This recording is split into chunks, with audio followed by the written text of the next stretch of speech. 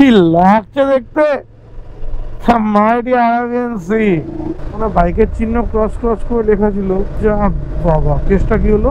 তো বাইক নিয়ে উঠে গেছি, এবার কি হবে?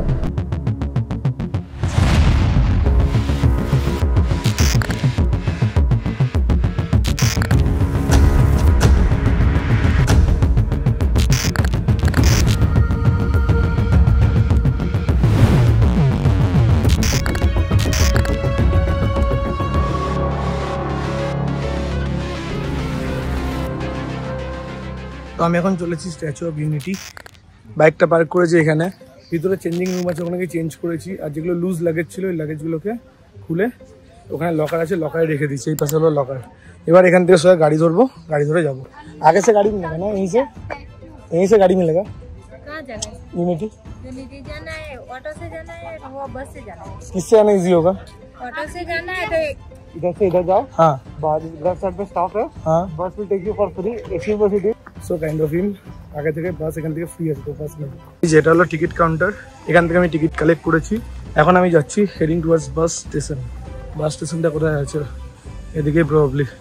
যেখানে টিকিট ছিল হলো 350 রুপিসের, 150 করে ছিল হলো নিচ অব্দি যাওয়ার, মানে নিচে মানে পায়ের কাছে অব্দি যেতে পারবো। আর 350 করে যেটা আছে ওটা করে আমরা যেতে পারবো হলো ওপর অব্দি। তো আমি ওপরে টিকিটটাই নিয়েছি, লিফট আছে এই যে বাস স্টপ। চলো, এরকম বাস থাকে যেগুলো তোমাকে নিয়ে যাবে ইউনিটি অব্দি, দিস আর ফ্রি অফ কস্ট।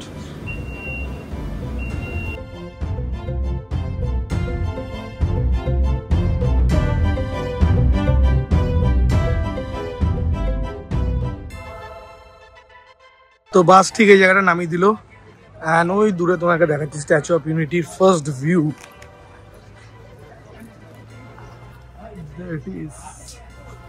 চলো, অনেকদিন ধরে এটা আমার বাকেট লিস্টে ছিল অ্যান্ড চলে এসেছি ফাইনালি স্ট্যাচু অফ ইউনিটি। দেখতে পাচ্ছ তোমরা ওপরে লিফট ওপর অব্দি যাই। তো ওই অব্দি আমার টিকিট কাটা আছে, ও দেখা যাক। চলো,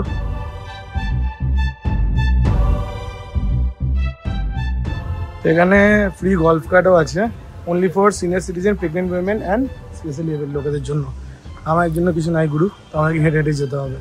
হ্যাঁ, এখানে তো হাঁটতে হাঁটতে পাগল হয়ে গেলাম লিটারেলি। এখন অতটা যেতে হবে, লাইক লিটারেলি অতটা যেতে হবে। আর পাশ থেকে একবার তোমাকে ভিউটা দেখাই। হেঁটেই যাচ্ছি তখন থেকে পৌঁছাচ্ছি। আর না, এই দেখো, চেক দিস আউট গাইজ। এই দেখো নদী আছে না কি আছে কে জানে, ওইটাও বাহ,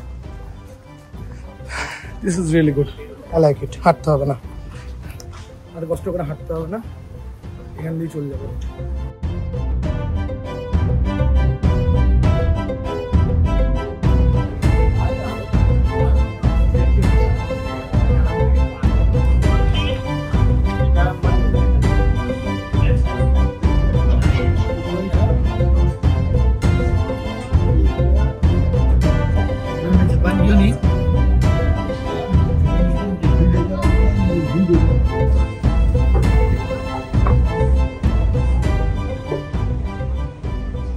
OMG, আছে ভিউইং গ্যালারি। এই যে দেখতে পাচ্ছ তোমরা চারপাশের ভিউটা দেখো, লুকস গুড। বাট উপরে কি যে ভিউটা দেখলাম উপর তলায় উঠে, সেটা খুব একটা মজাদার লাগলো না। এই যে আচ্ছা, আরো উপরে যাওয়া যায়, পা অব্দি যায়। চলো,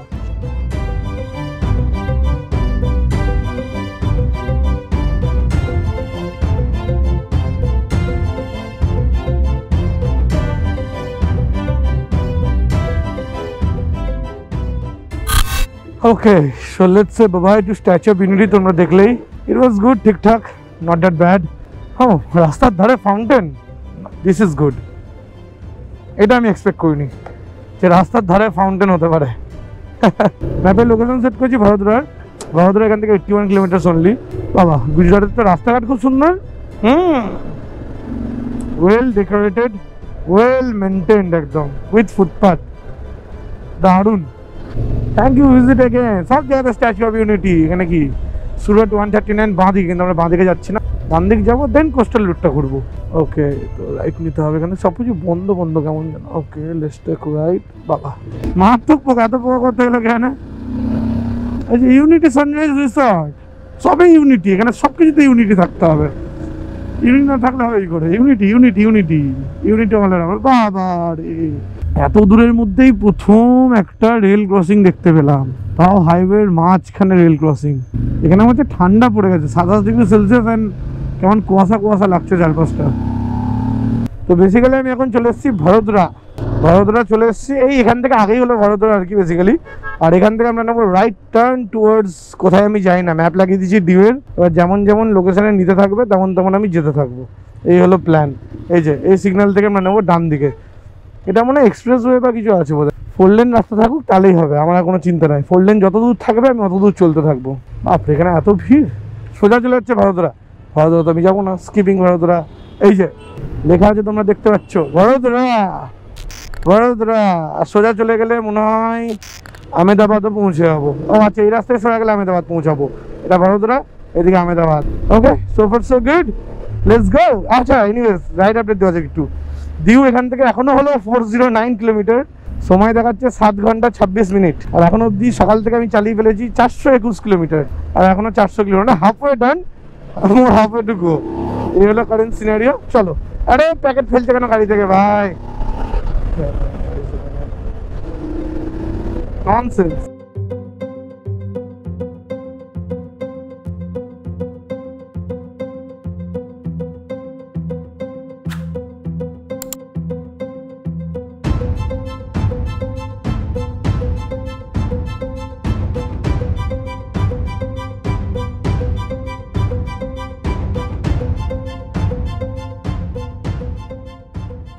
তো এটা একটা পয়েন্ট যেখান থেকে আমরা লেফটের দিকে টার্ন নেবো টুয়ার্ডস রাজকোট। এটাও 4 লেন হাইওয়ে। রাজকোট হয়ে কোন দিক দিয়ে যাচ্ছে আমি এখনও ঠিক ম্যাপটা বেসিক্যালি বুঝে উঠতে পারিনি, বাট হ্যাঁ এটা আমরা রাজকোটের দিকে টার্ন নিলাম। কেন কি লেখা ছিল রাজকোট বলে। আচ্ছা এখন আমরা আছি NH 751D-তে। আর আগে আমরা এক্সপ্রেসওয়ে পাবো, একটা এক্সপ্রেসওয়ে আছে আগে, আমি জাস্ট দেখলাম ম্যাপের মধ্যে, এখানে গুগলে জাস্ট চেক করছিলাম যে কোন কোন রাস্তায় যাচ্ছি, 4 লেন আছে না সিঙ্গেল লেন আছে। তো সকাল থেকে মোটামুটি 350 কিলোমিটার সিঙ্গেল লেন চালানোর পর, 400 কিলোমিটার না 350 কিলোমিটার সিঙ্গেল লেন চালানোর পর ফাইনালি আমি স্ট্যাচু অফ ইউনিটির পর থেকে সবই 4 লেন পাচ্ছি। মানে এখন অব্দি 4 লেন পাচ্ছি আর কি, আশা করছি পুরোটাই পাবো till Diu. Let's see, let's hope for the best. এখানে ডিউ হলো এখন 377 কিলোমিটার, এখন সময় হচ্ছে 10টা 47, আর ইটিএ দেখাচ্ছে 5:30। ঠিক আছে, হোটেলওয়ালার সাথে ফোন করে কথাও বলে নিয়েছে, বুকিংটা করতে হবে, কোথাও একটা দাঁড়িয়ে একটা টোকেন পেমেন্ট করে দিতে হবে। তোমরা কি বুঝতে পারছো আমরা কোথায় আছি? ইগনোর সামনের ট্রাকটা, ওটা ইগনোর করার মতোই নোংরা একটা truck. So ladies and gentlemen, boys and girls, we are about to enter Ahmedabad Dholera Expressway. এই তো চেপে গেলাম আমরা আহমেদাবাদ ধোলেরা এক্সপ্রেসওয়ে। আমাদের এই ট্রিপের ফার্স্ট এক্সপ্রেসওয়ে হলো এটা। উল্লাল্লাহ, দারুন! প্রথম এক্সপ্রেসওয়ে, ফার্স্ট এক্সপ্রেসওয়ে আমাদের এই ট্রিপের। ও হো হো, এখানে তো ভাই কিলোমিটার পর কিলোমিটার এমনি পার করে দেওয়া যাবে। Such an awesome road, man. Such an awesome road. এখানে এনিওয়েজ বাইকে টোল দিতে হয়, কিন্তু এক্সপ্রেস রোড মানেই বাইকে টোল দিতে হবে। Overtaking prohibited from left side. বাঁ দিক দিয়ে ওভারটেক করবে না, বড় বড় করে লেখা আছে। আর যেগুলো ভারী ভেহিকেল সেগুলো লেফটের দিকে থাকতে হবে সব সময়। এক্সপ্রেস রোডের কিছু নিয়ম আছে, এগুলো মেনটেন করে অবশ্যই চলতে হবে সব সময়। কি হলো কেসটা? এক্সপ্রেস রোডটাকে কি বাইক অ্যালাউড না? মানে বাইকের চিহ্ন ক্রস করে লেখা ছিল। যা বাবা, কেসটা কি হলো? আমি তো বাইক নিয়ে উঠে গেছি, এবার কি হবে? আটকে দেবে না তো? ফাইন করে দেবে না তো? মাথা খারাপ হয়ে যাবে। এই যে উপরে চিহ্ন দেওয়া আছে, অটো, ট্রাক্টর আর বাইক অ্যালাউড না, তাহলে এবার কি করব? কোন দিক দিয়ে যাবো? What the hell man! সামনে কি কোথাও আটকাবে না কিছুই বুঝতে পারছি না তো। যা বাবা, কেসটা কি হবে কিছুই তো মাথায় ঢুকছে না। যাবো কি যাবো না এক্সিট নিয়ে নেবো না কি বলতে কি চাইছে এরা? কিছু তো বল ভাই। কোথাও তো কোনো পুলিশ দেখছি না, কিছু দেখছি না।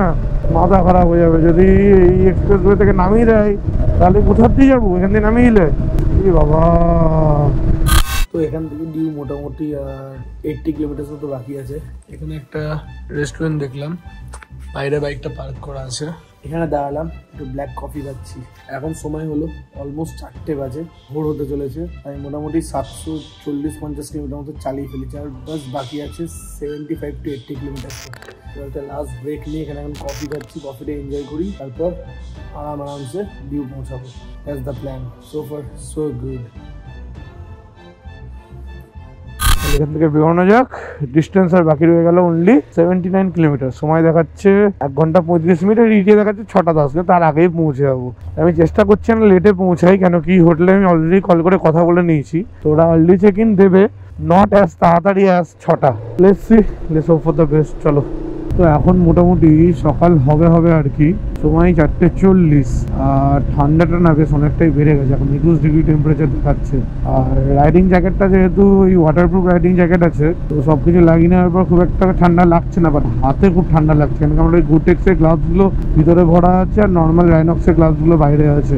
তো আমি কি করলাম, আমি হিটেড গ্রিপটা অন করে ফেললাম। আরে ভাই, এটা কি দাঁড়িয়ে আছে, ভয় পেয়ে গেছিলাম ভাই। হরিণ! ও মাই গড, এটা হরিণ ছিল। এই রাস্তাতে অনেক জায়গাতে লেখা আছে যে বাঘ ফাঁক, সিংহ টিঙ্গ এখানে বেরোতে পারে, হরিণ টরিণ বেরোতে পারে। তো একটা হরিণ দেখলাম, মেবি হরিণের মতোই লাগলো আর কি। তোমরা কমেন্ট করে বলো যেটা হরিণ ছিল না কি ছিল। ঠান্ডা লাগছে, ভালো ঠান্ডা লাগছে। 21 ডিগ্রি মানে মনে হচ্ছে খুব একটা বেশি না, বাট বাইক চালালে ঠান্ডা হাওয়া লাগছে। আর এখন যেহেতু খুব ক্লোজ অ্যারাবিয়ান সি এর, তো ঠান্ডা হাওয়াটা পুরো একদম আসছে এদিকে। খুব ক্লোজ বলতে গেলে একদম পাশেই, এই লেফট সাইডে, এটা আগে গেলেই অ্যারাবিয়ান সি আছে আর কি। আমরা যাচ্ছি অ্যারাবিয়ান সি একদম ধারে। তো আমার জন্য অ্যারাবিয়ান সির এক্সপিরিয়েন্সটা হবে প্রথমবার। না ইন্ডিয়ান ওশান দেখেছি না অ্যারাবিয়ান সি দেখেছি, অনলি বে অফ বেঙ্গল দেখেছি খালি দীঘা আর পুরীতে। এবার জাস্ট হোটেলে গিয়ে ভালো করে আরামসে রেস্ট নিয়ে ঘুরতে হবে হলো ডিউ জায়গাটা। দেখানো যাক। আর মাত্র 71 কিলোমিটার বাকি আছে, কিলোমিটারের পর কিলোমিটার পার হয়ে যাচ্ছে। আমি উজ্জয়ন থেকে বেরোনোর পর আজকে অলমোস্ট চালিয়ে পেয়েছি 774 কিলোমিটার। 754 কিলোমিটার স্ট্যাটস গুলো চেক করা যাক। তাহলে এখনো অব্দি 2300 কিলোমিটার চালিয়ে পেরেছি, মাই গড। আর আজকে 10 ঘন্টা 35 মিনিট চালিয়েছি, 8 ঘন্টা 28 মিনিটের ব্রেক, কেন ওখানে স্ট্যাচু অফ ইউনিটি ঘুরেছি, ওখানে 3-4 ঘন্টা মতো গেছে। 754 কিলোমিটার চালিয়েছি আজকে। আমার মাইলেজ খুব ভালো দিয়েছে গাড়ি, 20 অ্যাভারেজ দিয়েছে। আর 10 ঘন্টা 35 মিনিটে 754 কিলোমিটার মানে ভালোই অ্যাভারেজটা মেনটেন হচ্ছে, 77 kilometre per hour speed. Good, satisfied enough. তো এখান থেকে ডিউর মোটামুটি 16 কিলোমিটার। ছোট বাবা, যেটা তো আমাকে মার্কেট তো পুরো রমরমিয়ে খুলে গেছে ভাই এখানে, সেটা আমি এক্সপেক্ট করিনি। এই আসতে ভাই, আমি চিতা দেখে ফেলেছি, রাস্তার ধারে কিছু একটা খাচ্ছিল। টাইম স্ট্যাম্প হলো 5:34। তবে ড্যাশ ক্যামে যদি রেকর্ড হয়ে থাকে, ড্যাশ ক্যামে ফুটেজ সাথে দেখাবো। টাইম স্ট্যাম্প হলো 5.34। গিয়ে চেক করবো। ভাই আমি প্রথমে ভেবেছি কি যে ইয়ে আছে, ওই শিয়াল টিয়াল আছে, দিয়ে দেখছি শিয়ালের গায়ে ছোপ কি ব্যাপার। তারপর বুঝতে পারলাম, তারপর আগে জাস্ট এসেই বাঁ হাতে দেখলাম কি যে চিতা ক্রসিং এর বোর্ড লাগানো আছে, তখনই বুঝতে পারলাম যে ওটা চিতা ছিল। তো তোমরা ক্যামেরাটা কতটা কি বুঝতে পারছো, আই হ্যাভ নো আইডিয়া। ডান দিকে ওগুলো সব ভেসেল, মানে আমরা সমুদ্রে চলে এসেছি, এই আমরা সমুদ্রের ধারে আছি এখন, ওগুলো সব ভেসেল আছে। যদি একটু তাড়াতাড়ি দিনটা হয়ে যায়, বেটা 5:40 বাজে, তো সূর্য ওঠার নাম নাই, তাহলে এগুলো ভালো করে দেখতে পেতাম। ডিউ আই এম কামিং, আর জাস্ট 3.2 কিলোমিটার। এতে ব্রিজটা পার করলেই আমরা পৌঁছে যাবো ডিউতে। উফ, Daman and Diu union territory, super ভাই সুপার। তো এই আমরা গুজরাটে আছি, এই আমরা ব্রিজে উঠলাম, আর এই ব্রিজটা পার করার পরে আমরা পৌঁছে যাবো দামান অ্যান্ড ডিউ। উঠে গেছি আমরা সেই ব্রিজে। এখন আমরা লিটারালি অ্যারাবিয়ান সির ওপর আছি। Welcome to union territory Daman and due. এই যে এগুলো সব ডিউর ঘর, বাড়ি, হোটেল। চলে এসছি ডিউ, আর আমার হোটেল এখান থেকে just 1.6 kilometre. So close man, so close. এই যে ডিউয়ের মাটিতে আমরা চলে এসেছি, খালি সকাল হওয়ার অপেক্ষা। এটা কি ডিউয়ের বাস স্ট্যান্ড নাকি? রাস্তাটার অবস্থাটা খুব একটা খারাপ, খুবই খারাপ। এদিক দিয়ে যাই, চলো। এই যে দেখতে পাচ্ছ তোমরা, আমরা আমাদের আজকের হোটেল চলে এসেছি, পুরোপুরি বন্ধ। সকাল সকাল আমি ভাবলাম একটু সমুদ্রের ধারে এসে দেখা যাক, হোটেলটা এখনো খুলেনি। ও ভাই, কি লাগছে দেখতে, আরাবিয়ান সি। চলো নাগাও বিচ, যেটা এখানকার খুব ফেমাস বিচ, একটাই বড় ফেমাস বিচ আছে নাগাও বিচ, সেখানেই যাচ্ছি। ওটা মাত্র 800 মিটার দূরে আছে। তো ওখানে গিয়ে দেখি কি হাল চাল।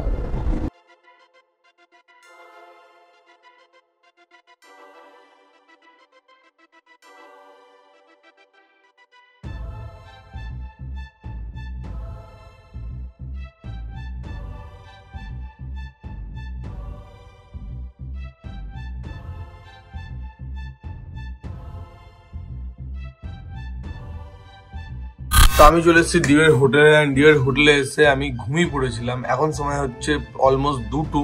আমি এখন ঘুম থেকে উঠে গেছি অ্যান্ড আমার রুমটা কাইন্ড অফ এরকম, যে তোমরা দেখতে পাচ্ছ। এর সাথে আবার একটা অ্যাটাচ ব্যালকনি আছে, যেখানে আমার রাইডিং গিয়ার ফিয়ার সবকিছু রেখে দিয়েছি শুকানোর জন্য, রোদে জুতো ফুতো সব। অ্যান্ড এটা হলো বাইরের ভিউ।